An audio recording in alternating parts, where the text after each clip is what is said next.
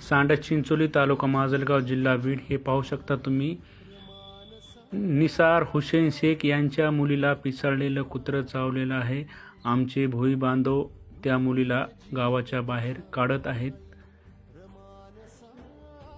सांडस चिंचोली तालुका माजलगाव जिल्हा बीड. पूर्ण गावाला सिंदफणा नदीने घेरलेलं आहे.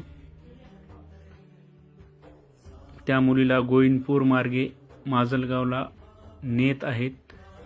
त्या मुलीला व त्याच्या वडिलाला बाहेर काढत आहेत आमचे भोई बांधव.